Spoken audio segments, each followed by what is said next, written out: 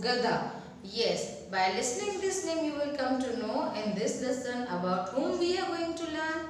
Yes, in this lesson we are going to learn about this, that means Gada. Gada यानी donkey, right? So हमें इस lesson में donkey के बारे में पढ़ना है and Gatru is the name of that donkey, right? What is the name of that donkey? Gatru.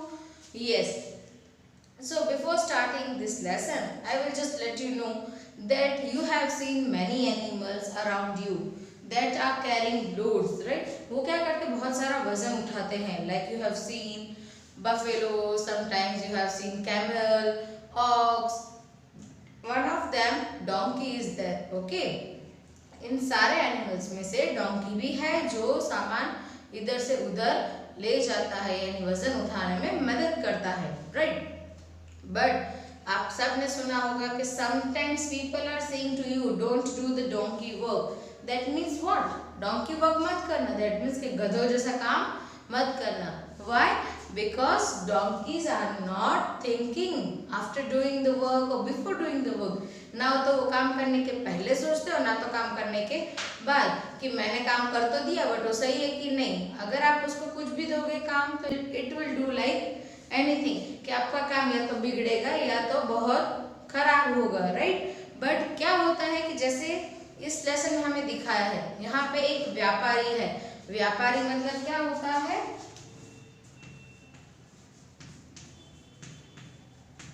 व्यापारी दैट मीन्स कि जो सामान को लेता है और बेचता है. तो हम लिखेंगे सामान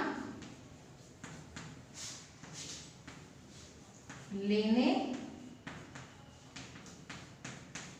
और बेचने वाला.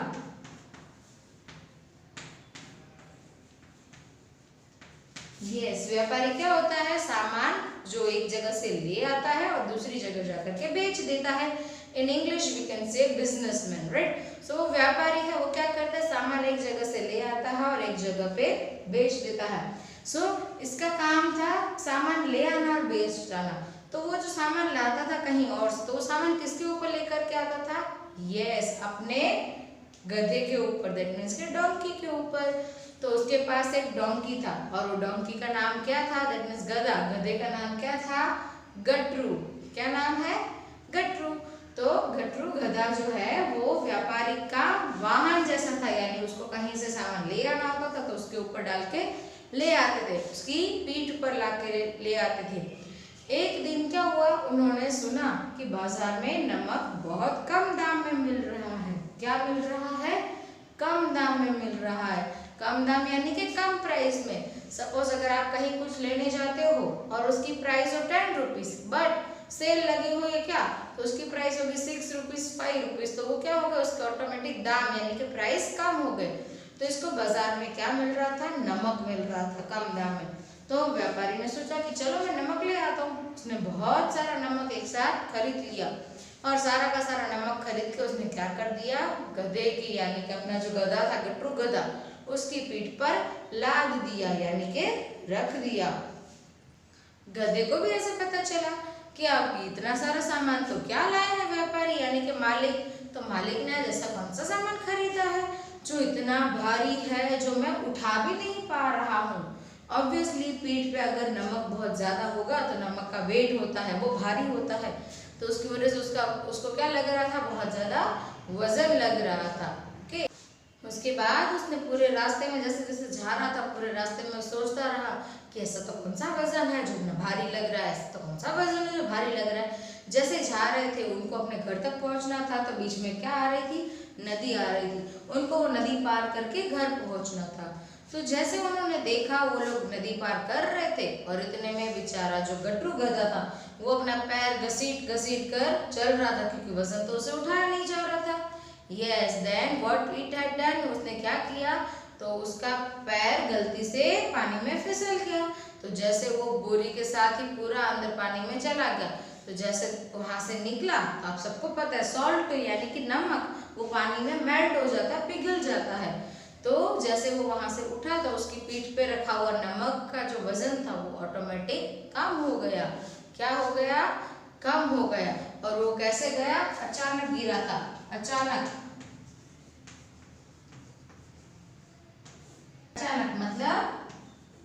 एकदम, राइट। तो वो जैसे नीचे गिरा तो उसका वजन कम हो गया, तो उसको लगा अरे वाह, मैं तो पानी में जैसे ही गया वैसे ही मेरा पीठ पे जो वजन था वो कम हो गया।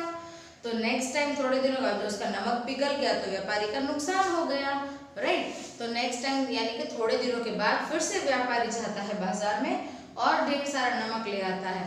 तो फिर गधा सोचता है कि आज तो मैं ऐसा ही करूंगा कि जैसे नदी आएगी और मैं उसमें फिसल जाऊंगा, फिर से मेरा वेट यानी कि वजन कम हो जाएगा।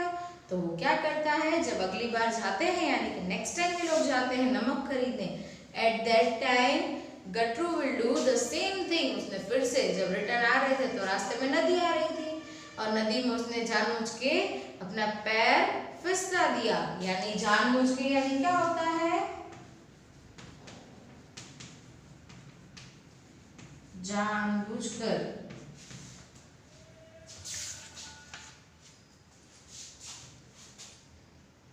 जानबूझकर दैट मीन्स अपनी मर्जी से, अपनी मर्जी से, जानबूझ के यानी वो अपनी मर्जी से पानी में फिसल गया। जैसे ही फिसला फिर से नमक पानी में पिघल गया और उसका वजन कम हो गया। तो मालिक यानी कि जो व्यापारी था उसके दिमाग में भी आया कि गधा चालाकी कर रहा है मेरे से, यानी बार बार पानी में फिसल जा रहा है और मेरा नुकसान कर रहा है।